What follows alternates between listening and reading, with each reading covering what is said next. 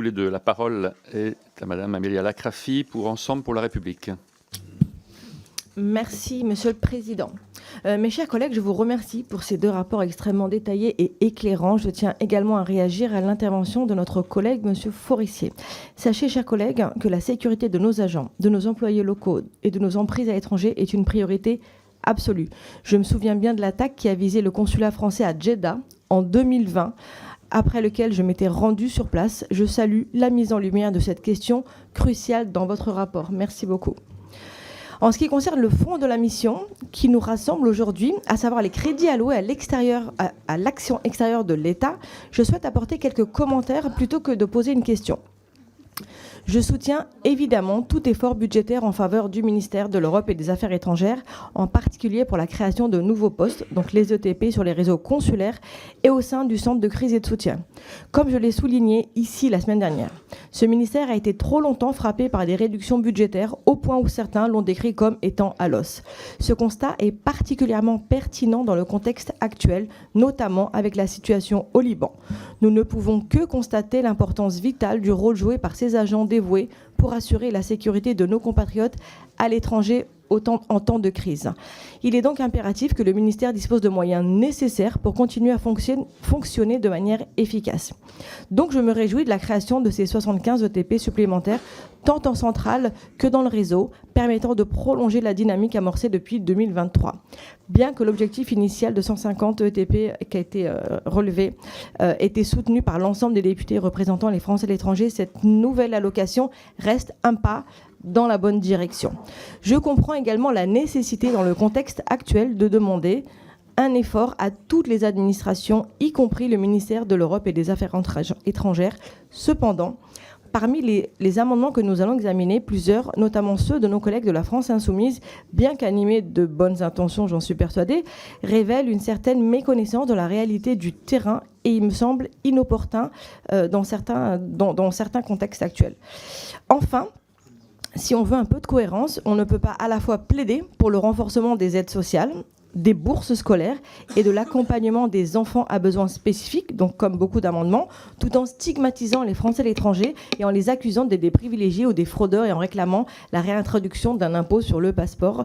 Ce discours en même temps n'est ni juste ni tenable dans les faits. Je vous remercie. Merci beaucoup pour votre intervention. Mes chers collègues, il y a beaucoup de discussions parallèles qui créent un petit bruit de fond qui est plutôt néfaste pour suivre nos débats, s'il vous plaît, mes chers collègues. La parole est au rapporteur. Pas de commentaire? Nicolas Forissier. Je remercie juste Amélia de ce qu'elle a dit sur la sécurisation de nos postes. C'est un sujet majeur et encore une fois, je le souligne. Je pensais que j'allais avoir des surprises en me lançant sur ce sujet, en me disant ça va être insuffisant, on tire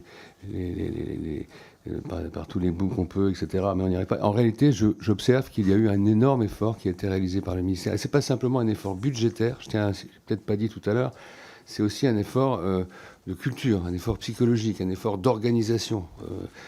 Avec tous les moyens qu'on a, on fait encore plus parce que dans ce ministère, et je le dis vraiment avec conviction, il y a le souci absolu de la sécurité, évidemment, des personnels, des visiteurs, des ambassades, il ne faut jamais l'oublier, ou des consulats, tu l'as dit, y compris dans les abords, c'est un vrai sujet d'ailleurs, les lieux scolaires, les résidences hors campus d'un certain nombre de nos agences, c'est un sujet, je ne l'ai pas évoqué, je n'ai pas eu le temps, mais qui est aussi important. Mais en tout cas, il y a une vraie volonté de la part des ambassadeurs, des chefs de poste, qui sont souvent les numéros 2 des ambassades, et de l'ensemble des personnels, de faire un travail qui optimise au maximum les moyens qui, par ailleurs, ont beaucoup augmenté. Depuis 2006, les moyens ont quintuplé en matière simplement de sécurisation de nos postes diplomatiques. Donc voilà, je pense que c'est un sujet très important, qu'il faut rester vigilant.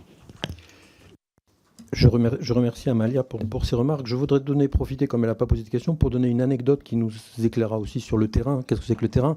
On a parlé tout à l'heure de rester accueillant dans les écoles françaises. Je connais une école française à Sarajevo, qui est une école que nos amis de la France Insoumise appelleraient néolibérale parce qu'elle est associative. Et donc, cette école souhaite aussi être une école américaine. Elle souhaite aussi être une école américaine parce que dans son plan, l'école française peut être aussi agréée dans sa maternelle en particulier. Et donc, la maternelle de cette école est une panic room. Parce que sinon, on ne peut pas avoir les Américains si on n'est pas panic room. Et la manière dont a été fait la panic room est accueillante. Voilà, c'est assez extraordinaire parce que le directeur m'a dit, moi, il a fallu que je fasse une panic room, mais donc on n'a pas l'impression de rentrer dans une panic room quand on rentre dans cette maternelle, et pourtant c'est une panic room qui ferme en 30 secondes avec tout ce qu'il faut dedans pour résister 3 semaines à un siège. Sinon, les enfants américains ne peuvent pas venir. Merci. La parole est à la France Insoumise. Madame Sophia